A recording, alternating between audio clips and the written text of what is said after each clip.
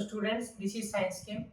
तो हम डिस्कस कर रहे थे इलेक्ट्रोमैग्नेटिक वेव थ्योरी, जिसके फर्स्ट पार्ट में हमने देख लिया कि कोई भी मटेरियल, कोई भी सोर्स अगर वो रेडिएशन इमिट कर रहा है तो कॉन्टिन्यूसली इमिट करता है, और वो रेडिएशन एज ए वेव यानी कि एक वेव कैरेक्टर रखती है, जिसमें इलेक्ट्रिक फील्ड, मैग्नेटिक फील्ड, दो चीज़ें और होती है।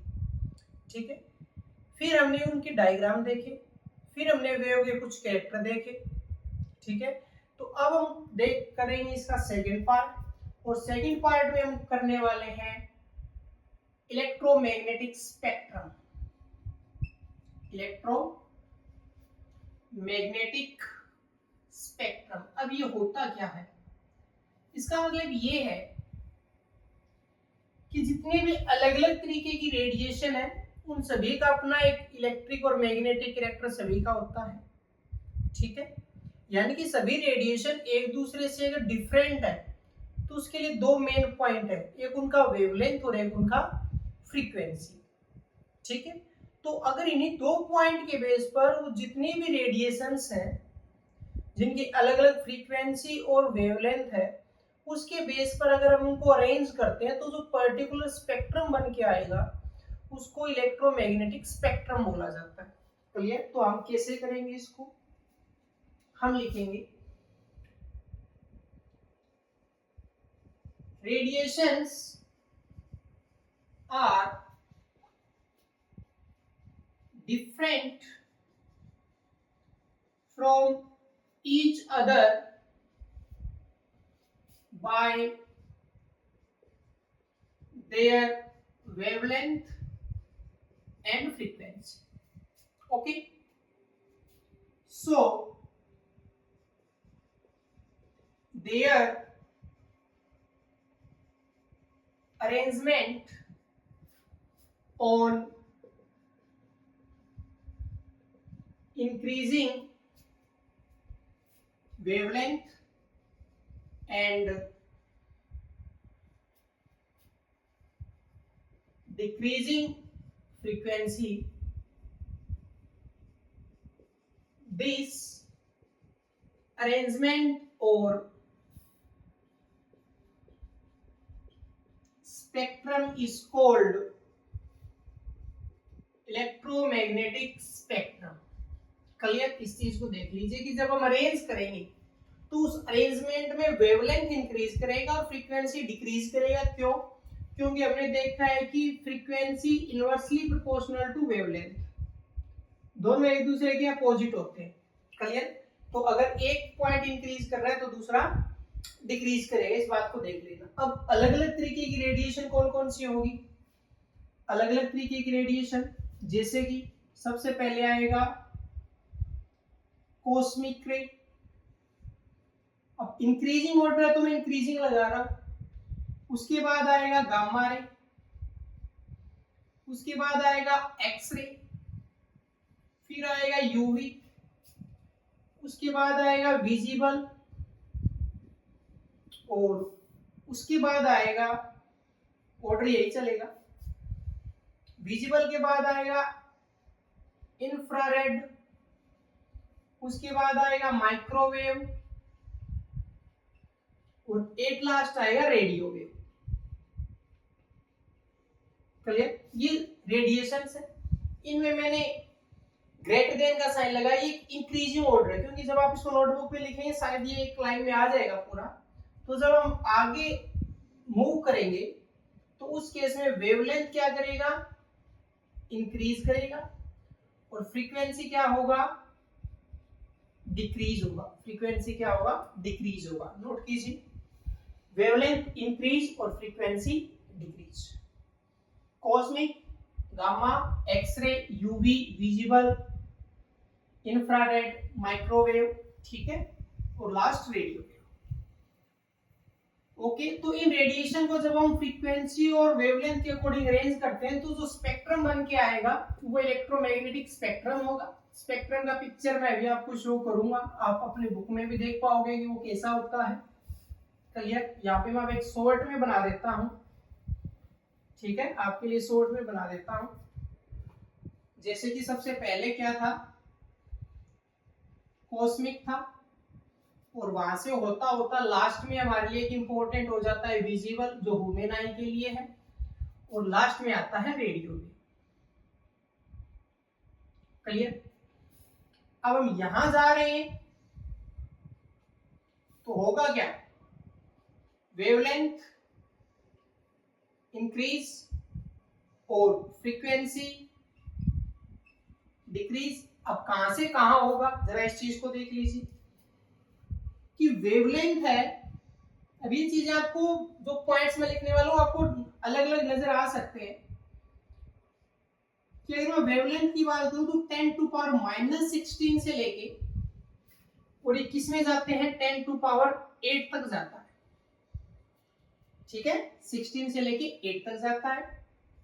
और फ्रीक्वेंसी की बात करें तो 10⁻24 से लेके 10⁻0 तक जाता है। अब इसमें आप गौर कीजिए कि एक वैल्यू तो -16 से +8 पर आ गया और एक वैल्यू जो है वो +24 से 0 में आ गया। अगर आप यूनिट की बात कर रहे हो तो आपको पता है फ्रीक्वेंसी किस में है, हर्ट्ज में है, और वेवलेंथ किस में है, यहाँ पे मीटर में है। ठीक है, ये कहां पे है, हर्ट्ज में, और ये मीटर में। क्लियर? अच्छा, अब ये विजिबल है। क्लियर? ये विजिबल का पार्ट है।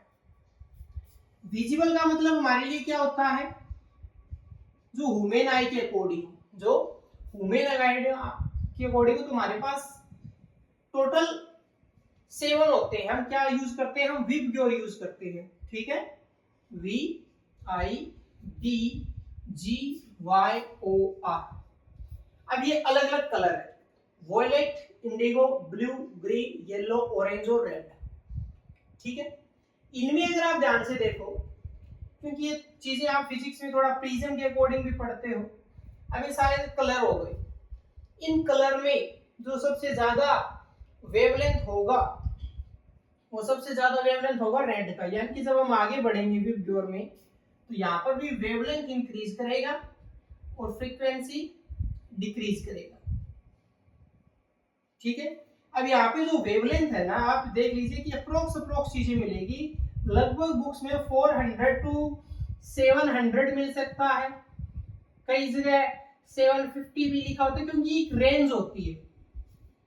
ठीक है, क्या होता है, एक रेंज होता है, तो आप 750 भी लिख सकते हो। एक्चुअल में ये 400 भी नहीं होते, ये 380 से शुरू होता है, ये 380 से शुरू हो जाता है और 780 तक या 760 तक जाता है। तो ये अप्रोक्स रेंज है, ये वेवलेंथ है 400 से 75। अच्छा, फ्रीक्वेंसी की बात की जाए तो 7.3 मल्टीप्लाई 10⁻14 से लेकर 4.3 मल्टीप्लाई 10⁻14 तक जाता है। तो जब आप रेड कलर को देखोगे तो रेड का वेवलेंथ जो है वो कम है, लेकिन फ्रीक्वेंसी वेवलेंथ ज्यादा है, फ्रीक्वेंसी कम है। लेकिन वॉयलेट का फ्रीक्वेंसी ज्यादा है और वेवलेंथ कम है। ये विजिबल के लिए। क्लियर? ओके, अच्छे से नोट कर लीजिए। अब ये जो डाटा मैंने ऊपर लिखा है, ये इतना डाटा, इसके लिए मैं डायग्राम शो कर रहा हूं। इस डायग्राम को ध्यान से देख लीजिए। सबसे पहले इसमें आपको एक ऑर्डर नजर आएगा रेडिएशन का, जो डिफरेंट रेडिएशंस है वो लिखी हुई है। उन रेडिएशंस में जो ऊपर लिखा हुआ है वो फ्रीक्वेंसी है। आप देख लीजिए वैल्यूज है वो 10⁻24 से 0 हो रहा है, 10⁻0 यानी कि 1 हो रहा है। उनके नेम के नीचे आप देखोगे तो उनमें आपको वेवलेंथ नजर आएगा, -16 से +8 जा रहा है। बीच में एक कलरफुल पार्ट दिखाया गया विजिबल के लिए। क्लियर? अब देखो यहाँ पे मैं जो कह रहा था वही 400 से आपको 700 नजर आ रहा है, तो एक रेंज है। एक्चुअल में 400 से नीचे भी वैल्यू होती है और 700 से ऊपर भी वैल्यू होती है। ठीक है, हर एक कलर का अपना एक रेंज होता है। हम कहते हैं ना ये अलग अलग शेड होते हैं, कलर की जैसे अलग अलग शेड होते हैं। अलग शेड होने का मतलब अगर एक डार्क रेड और एक लाइट रेड है तो डार्क रेड का फ्रीक्वेंसी वेवलेंथ अलग होगा और लाइट रेड का फ्रीक्वेंसी वेवलेंथ अलग होगा। तो वो है तो वो रेड ही, लेकिन उसमें अलग अलग शेड आ गए। शेड आने का मतलब रेड कलर का अपना एक रीजन होता है, ठीक है, रेड कलर का भी अपना एक रीजन होता है वेवलेंथ और फ्रीक्वेंसी का। क्लियर? ओके जी, तो ये इलेक्ट्रोमैग्नेटिक स्पेक्ट्रम का डायग्राम आपने देख लिया। अब हम देखते हैं लिमिटेशन किसके, कि जो पूरा इलेक्ट्रोमैग्नेटिक वेव थ्योरी दिया गया, ठीक है, इसके क्या क्या लिमिटेशन रही। अब यहां से एक नई चीज शुरू होने वाली है, क्योंकि इस थ्योरी में मेन क्या है कि रेडिएशन का वेव नेचर के अकॉर्डिंग है, यहाँ पे सब कुछ वेव नेचर के अकॉर्डिंग। क्लियर? तो लिमिटेशन में क्या बोला गया, पॉइंट नंबर 1 लिमिटेशन का, इसके जो ड्रॉबैक हैं, जो लिमिटेशंस हैं, उन लिमिटेशंस के point number 1, it explain the phenomena of interference and diffraction, but note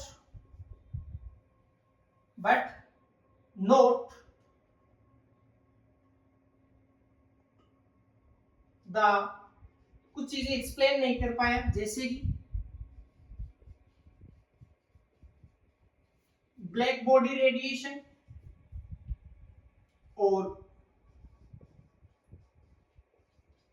photo electric effect. अब जरा इस चीज को ध्यान से देखिए। इस थ्योरी के अकॉर्डिंग जहां पे रेडिएशन का वेव नेचर आ रहा है इलेक्ट्रिक फील्ड और मैग्नेटिक फील्ड के साथ, तो ये फिनोमिना कौन कौन से एक्सप्लेन करते हैं, इंटरफेरेंस और डायफ्रैक्शन। क्लियर?